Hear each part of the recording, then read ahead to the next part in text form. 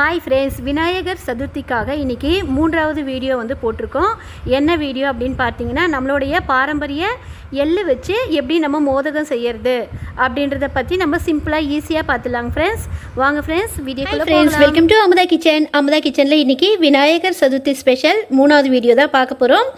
பாரம்பரியமான கொழுக்கட்டை, அதாவது எள்ளு வச்சு எப்படி நம்ம கொழுக்கட்டை செய்யலாம் அப்படின்னு சொல்லிட்டு பார்க்கலாம். விரிசல் இல்லாமல் நல்லா பச்சரிசி மாவில் எந்த மாவுமே மிக்ஸ் பண்ணாமல் நல்லா அழகாக வந்து ஒரு மோதகம் நம்ம செஞ்சு படைக்கலாம் விநாயகருக்கு. வாங்க ஃப்ரெண்ட்ஸ், தேவையான பொருட்கள் என்னென்னு பார்த்துடலாம்.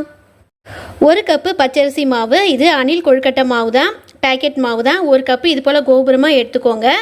ஒரு கப்பு பச்சரிசி மாவு, இதில் சேர்க்கறதுக்கு 2 டீஸ்பூன் தேங்காய் எண்ணெய். தேங்காய் எண்ணெய் எதுக்கு நம்ம பர்டிகுலராக எடுக்கிறோம் அப்படின்னா, நெய் இதெல்லாம் விட பிசுபிசுப்பு தன்மை அதிகம். மேலும் வந்து மாவுடைய ஈரப்பதத்தை நல்லா வந்து தக்க வைக்கும். மாவு வந்து ட்ரை ஆகாமல் இருக்கும். அதுக்கு தான் தேங்காய் எண்ணெய் நம்ம பர்டிகுலராக யூஸ் பண்ணுறோம் ஃப்ரெண்ட்ஸ். 2 டீஸ்பூன் எடுத்துக்கோங்க, போதும்.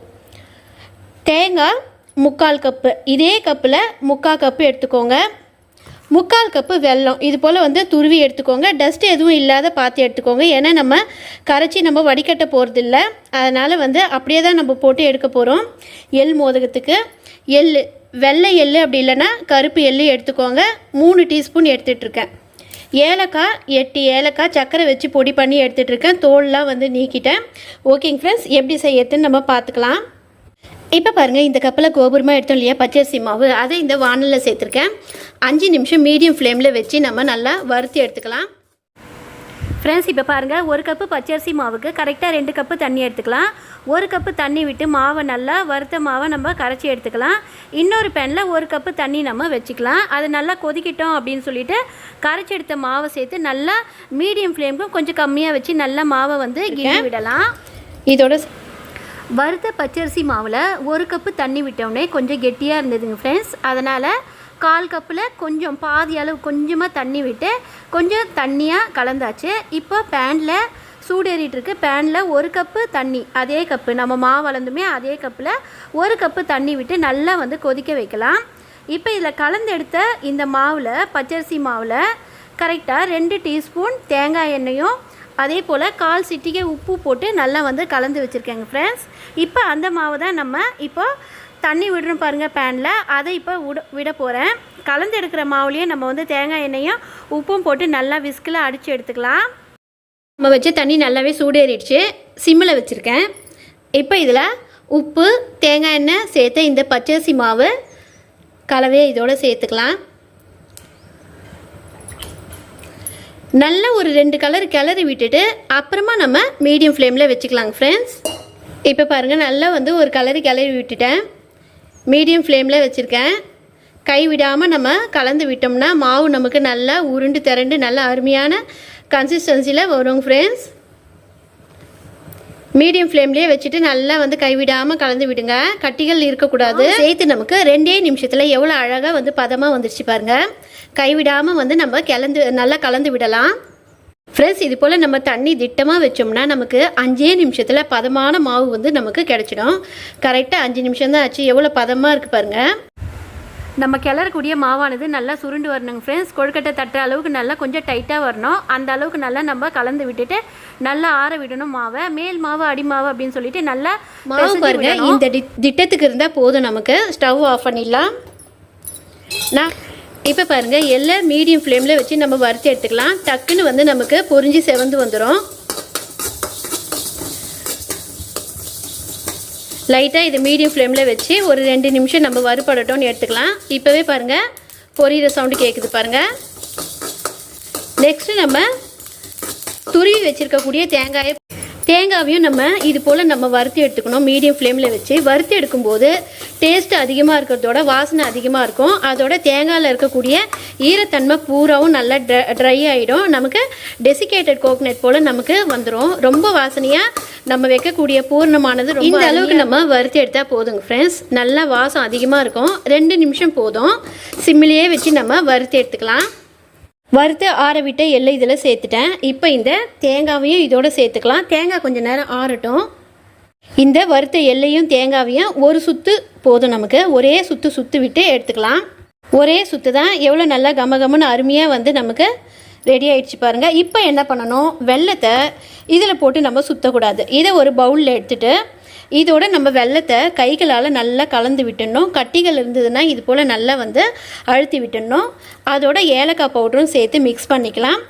இது கரெக்டாக ஒரு 2 நிமிஷத்தில் இந்த இனிப்பு பூர்ணம் நம்ம ரெடி பண்ணிடலாங்க ஃப்ரெண்ட்ஸ். எள்ளும் தேங்காயும் சேர்த்து பவுட்ரு பண்ணோம் இல்லையா, அதில் வெல்லத்தை சேர்த்தாச்சு. இந்த ஏலக்காய் பவுடரையும் நம்ம இதோட வந்து சேர்த்துக்கலாம். இப்போ கைகளால் நல்லா வந்து கலந்து விட்டுக்கலாங்க ஃப்ரெண்ட்ஸ். நம்மளுடைய கை சூட்டுக்கும் அந்த தேங்காய் எள்ளோடைய சூட்டுக்கும் நல்லா வந்து மேஷ் ஆகிடும். எப்பவுமே வந்து வெல்லத்தை நம்ம மிக்சியில் போட்டு அடிக்கக்கூடாது, ரொம்ப பிசு பிசுன்னு ஒரு மாதிரி ஆகிடும். இப்போ பாருங்கள் 2 நிமிஷத்தில் நமக்கு வந்து உருண்டை பிடிக்கிற அளவுக்கு வருது பாருங்கள், எவ்வளோ அருமையாக வருது பாருங்கள். மாவு பாருங்கள் நமக்கு எந்த அளவுக்கு பதமாக இருக்குது. இப்போ இது போல் ஒரு பாலித்தீன் வந்து பேப்பர் அப்படி இல்லைன்னா வாழை இலையில் ஆயில் வந்து அப்ளை பண்ணிவிடுங்க. முதல்ல நான் இது போல் ஒரு பிளாஸ்டிக் கவரில் கையிலையே நம்ம வந்து எப்படி ஈஸியாக செய்யறது அப்படின்னு சொல்கிறேன், அந்த மெத்தட் சொல்கிறேன். நெக்ஸ்ட்டு மோல்டு வச்சு எப்படி செய்யறது, உள்ளே வந்து பூரணம் எப்படி வச்சு செய்யறது அப்படின்னு சொல்லிடுறேன். முதல்ல இப்போ இந்த கவரில் நம்ம கையிலேயே எப்படி ஈஸியாக செய்யலாம் அப்படின்னு பார்க்கலாம். இப்போ பாருங்கள், நல்லா வந்து நமக்கு தேவையான அளவு உருண்டை வந்து நல்லா வந்து எடுத்துக்கோங்க. கை நான் வந்து ஆயில் அப்ளை பண்ணல, கை நல்லா வாஷ் பண்ணியிருக்கேன். ஈஸியாக நமக்கு மாவு ஒட்டாமல் வரும் தண்ணியில். ஃப்ரெண்ட்ஸ் இப்போ பாருங்கள், ஓரங்கள் நமக்கு வந்து எந்த அளவுக்கு வந்து உடையவே இல்லை பாருங்கள், விரிசல் இல்லாமல் நல்லா தளன்னு மாவு இது போல் வந்து இருக்கணும் ஃப்ரெண்ட்ஸ். இப்போ இந்த ஓரங்கள்லேருந்து தான் நம்ம வந்து தட்டிட்டு வரணுமே தவிர நடுவில் தட்டக்கூடாது. நடுவில் கொஞ்சம் மாவு லைட்டாக இருக்கணும். இப்படி இந்த 2 விரல்லையே நம்ம வந்து இப்படி வந்து தட்டிகிட்டே வரணுங்க ஃப்ரெண்ட்ஸ். கொஞ்சம் கொஞ்சமாக தட்டிக்கிட்டே வந்து நடு பகுதிக்கு நம்ம வரணும். நடுவில் ரொம்ப மாவு அதிகமாகவும் இருக்கக்கூடாது நமக்கு. இப்போ இங்கே மாவு வந்து இருக்கிறது நல்லா தெரியுது பாருங்கள். இப்போ லைட்டாக வந்து இப்படி நம்ம தட்டிக்கலாம். நடுவில் ரொம்ப தின்னாக நம்ம தட்டினோம்னா வேகும்போது கொழுக்கட்டை உடையும், அதில் வச்சுருக்க நமக்கு ஸ்டஃபிங் வெளியே வரும் ஃப்ரெண்ட்ஸ். அதனால் வந்து இப்படி தட்டிக்கோங்க. மாவு எவ்வளோ இலக்கமாக இருக்குது பாருங்கள். இப்போ இதில் நம்ம ஸ்டஃபிங் வந்து நம்ம கையிலே எடுத்துக்கலாம். நல்லா இது போல் வந்து எடுத்துக்கலாம். இதை இப்படி வச்சுக்கலாம் ஒரு பக்கமாக வச்சுட்டு, இப்போ இந்த பாலித்தீன் ஷீட்டோடைய இன்னொரு முனையை இப்படி வச்சு நம்ம மடக்கணும்.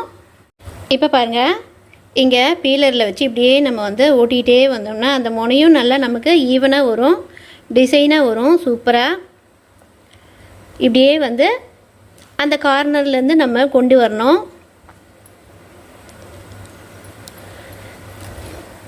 இந்த கார்னர்லேருந்து அதே போல் கொண்டு வந்துடலாம்.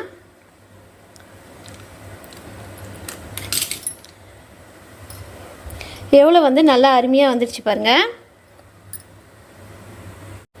ஃப்ரெண்ட்ஸ். இப்போ பாருங்கள் எவ்வளோ நல்லா பெருசாக நல்லா அழகாக இருக்குது நமக்கு. இப்போ இதை இட்லி பாட்டில் நம்ம வச்சிடலாம். ஆல்ரெடி தண்ணி நல்லா வந்து கொதிச்சிடுச்சு, சிம்மில் வச்சுருக்கேன். இப்போ இந்த தட்டில் நம்ம வாழை இலையோ இல்லை எதுவுமே வந்து போடக்கூடிய ஒரு சூழ்நிலை இல்லாத போது ஆயில் அப்ளை பண்ணிவிட்டு, நல்லெண்ணெய் வந்து தடவிருக்கேன், ஆயில் அப்ளை பண்ணிவிட்டு அது மேலே அப்படியே வச்சிடலாம். அது தட்டில் ஒட்டாமல் நமக்கு கொழுக்கட்டை நல்லா அழுக்கழுக்காக நம்ம கைக்கு வந்துடும் ஃப்ரெண்ட்ஸ். இப்போ பாருங்கள், இந்த கொழுக்கட்டை நான் பீலர்லாம் எதுவுமே யூஸ் பண்ணாத அதோடைய கார்னர் பகுதிகளை கையிலேயே வந்து அட்ஜஸ்ட் பண்ணி விட்டுட்டேன். டக்குன்னு வந்து முடியும். இது வந்து 2வது மெத்தடு. அடுத்த மெத்தட் இப்போ பாருங்கள், கொழுக்கட்டை அச்சில் எப்படி செய்யறதுன்னு பார்க்கலாம். நடுவில் இது போல் மாவு வைக்கக்கூடாது, 2 பக்கமும் கொஞ்சம் நிறைய வச்சிடலாம். ஒரு சைடில் கொஞ்சம் நம்ம பூர்ணம் வைக்கிறதுக்கு கொஞ்சம் உட்குழிவாக வந்து செய்துக்கலாம்.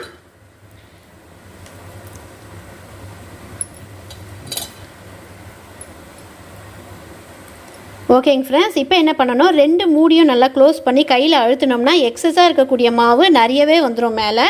ஃப்ரெண்ட்ஸ் இப்போ பாருங்கள், இது போல் வந்து க்ளோஸ் பண்ணிடணும். க்ளோஸ் பண்ணிவிட்டு நம்ம வந்து இப்படி ப்ரெஸ் பண்ணணும். ப்ரெஸ் பண்ண மேலே பாருங்கள் எவ்வளோ எக்ஸஸாக இருக்கக்கூடிய மாவு வருது.